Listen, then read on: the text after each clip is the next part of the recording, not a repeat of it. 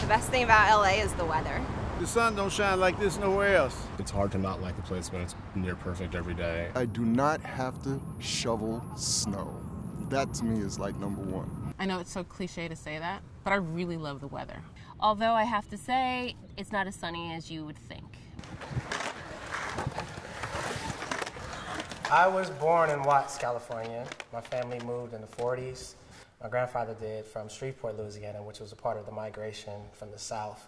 I've lived in California all of my life. I came to LA for work. I was doing music videos and commercials in New York. I moved to LA because I wanted to start my own production company. I run something called The Blacklist, which is a way for screenwriters to get their work to people that make movies and people that make movies to find great screenplays. I pay my bills as a stylist and a costumer, but my secret agent job is a writer and director. No matter what you do, you're really servicing an industry and a town that services the industry. I stand out. I love being black in LA.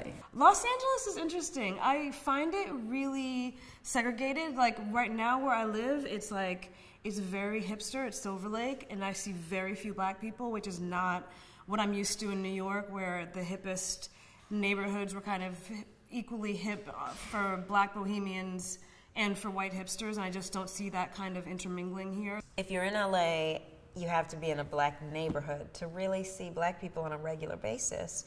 I will never forget the first weekend I was here running into some of the Wayans brothers at a brunch spot that is not particularly diverse, and them giving me the head nod and thinking to myself, wow, race must be something of an issue here because I'm nobody, and if they're like acknowledging me, that must mean that they're just happy to see another person of color in the place. So. Having grown up in New York, public transportation forces you in New York City in particular to be among the people. You have no choice. You're going to sit next to a Hasidic Jew, you're going to be next to a homeless person. I mean, you just have to live together. In LA, you do not have to live together. You go over there, and I never even have to see you because I'm in my car. The transplants that typically reside in Los Angeles, they tend to stay in the Valley areas, West Hollywood, and they don't tend to see the native local black communities that exist in Los Angeles that I grew up and I was a part of. I can't say what was unique to this experience as opposed to other people's kind of upbringing, but mine was mixed with, you know, just a lot of wonderful brown people, black, Latino, Samoan, Filipino. Like, that's the area I grew up in, and I really love it here. I guess I'm the fourth generation in my family to grow up in DC, and I just wanted to try something different. I'd always loved the mythical land of California. Unlike where I grew up in Connecticut, just more ethnically and racially diverse, and I'm partnered with, my husband is a white German, so when we were living on the East Coast, people kind of stare at you when you're holding hands if you're not with your same color. So here, there's so many mixed couples that you just feel at home and people don't judge you or think it's weird. I've lived here for 32 years. There are less black people living in San Francisco than when I first moved here. There was urban removal or urban renewal or whatever, Negro removal. I do get really excited when I do see other black women here, because they usually have their hair is natural, and I'm always like, where do you go? Where's your stylist? I remember there was this phenomenon once. I was in the Marina, which I don't know if you know anything about San Francisco, but the Marina is whatever. And there were 3 of us in the line. I just got so excited because you just never see any other black women here. Why do I live in Oakland and not San Francisco? Because I'm black. Any town I go to, where are the black people?